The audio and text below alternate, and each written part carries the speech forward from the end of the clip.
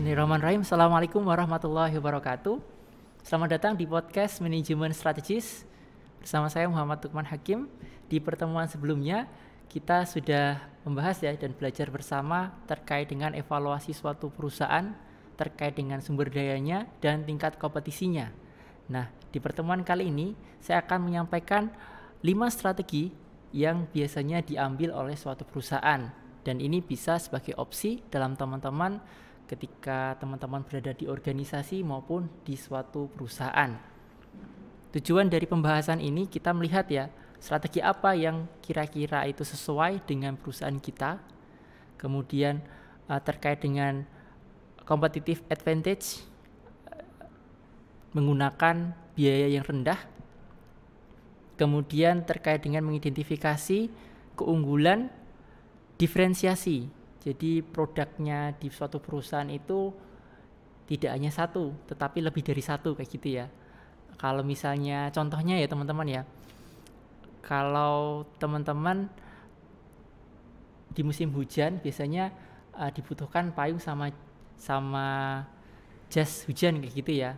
Nah, berarti kan itu kan untuk lakunya, targetnya itu ketika musim hujan.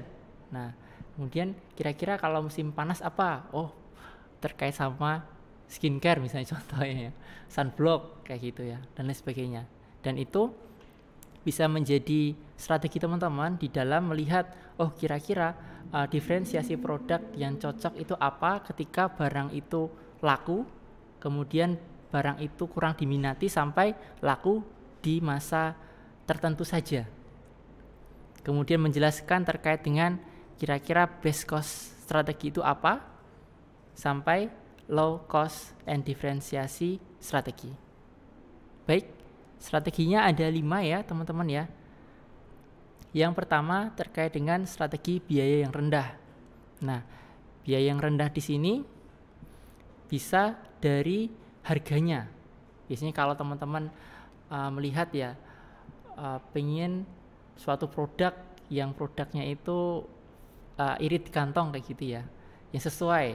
Nah, sesuai dengan budget. Kemudian yang kedua, diferensiasi. Nah, diferensiasi ini penting untuk macam-macam untuk kita dalam membeli suatu produk. Misalnya contoh kita beli di Alfamart atau Indomart kayak gitu ya. Kita tujuannya cuma beli satu produk.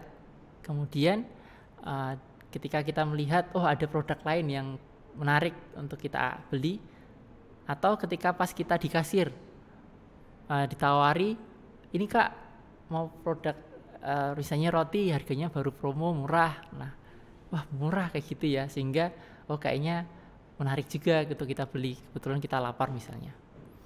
Kemudian fokus pada low cost, itu lebih pada dalam membuat suatu produk itu biayanya rendah, menekan biaya. Ini bisa dilakukan dengan mencari supplier yang biayanya itu rendah di dalam bahan baku, dan juga kualitas produknya itu juga tinggi. Kemudian yang keempat, fokus pada diferensiasi. Nah, fokus untuk macam-macam jenis produk, untuk memenuhi kebutuhan dari pelanggan. Misalnya kamu butuh apa, saya ada, palu gada gitu ya, lo butuh apa gue ada gitu kan. Kemudian best cost, sampai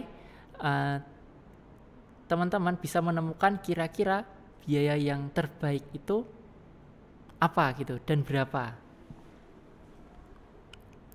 Baik, di sini merupakan cost driver, beberapa biaya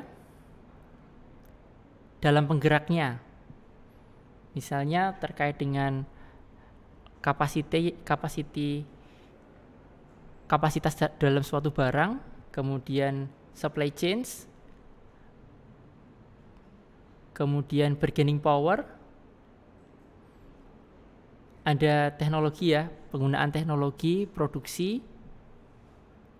sampai teman-teman di dalam bekerja sama dalam menyalurkan produk yang teman-teman buat atau teman-teman ciptakan kayak gitu ya. Selanjutnya terkait dengan nilai penggerak ya. Ada beberapa hal ya yang membuat suatu produk di suatu perusahaan atau organisasi itu memiliki nilai. Yang pertama misalnya terkait dengan R&D. Kalau R&D itu sendiri kualitas ya, contoh misalnya sudah muncul misalnya dalam tolak angin kayak gitu ya, teman-teman bisa melihat oh ternyata perusahaannya itu juga ada R&D-nya untuk memenuhi ini ya kesehatan tubuh dengan produk jamu-jamu kayak gitu ya, dan rasanya juga enak. Nah gimana caranya kayak gitu ya. Kemudian inovasinya kan ada yang cair, kemudian ada yang berupa minuman kayak gitu ya. Kemudian terkait dengan kualitas penting ya, untuk bisa melihat oh kualitasnya itu bagus atau rendah dilihat dari misalnya kemasannya, kemudian khasiatnya dan lain sebagainya. Kemudian terkait dengan sales sama marketing ya, di sini melihat bagaimana ketika pelanggan itu membutuhkan ada di dekatnya. Jangan sampai misalnya pelanggan membutuhkan harus ke Semarang untuk bisa punya produk, harus beli kayak gitu ya. Nah sehingga harus tersedia di berbagai tempat maupun tersedia di marketplace. Kemudian terkait dengan quality control, kualitas ini ya untuk melihat mana bahan baku yang sudah bagus lolos seleksi, mana yang itu sudah tidak layak sehingga harus dipisahkan. Kemudian terkait dengan customer service, pelayanan ya, kalau misalnya ada komplain dari pelanggan itu bisa diterima dengan baik, walaupun misalnya pelanggannya marah-marah kayak gitu ya, dari customer service harus tetap memberikan pelayanan. Karena apa? Kita bisa ambil mindset ya bahwa pelanggan itu sudah mengorbankan waktunya, tenaganya untuk menyampaikan keluhan kepada perusahaan. Nah, dan itu jarang-jarang loh. Misalnya ya kalau kita nggak beli suatu barang nggak cocok kayak gitu ya, kita pilih diam, besok nggak usah beli lagi di sana. Nah ini pelanggannya dia beli barang nggak cocok, dia komplain. Nah komplain ini bisa membantu suatu perusahaan maupun organisasi di dalam meningkatkan kualitas produk maupun pelayanan dari suatu perusahaan maupun organisasi. Baik teman-teman, demikian terkait dengan 5 strategi di dalam suatu manajemen perusahaan dan organisasi. Terima kasih atas perhatiannya. Sampai jumpa di podcast selanjutnya. Wassalamualaikum warahmatullahi wabarakatuh.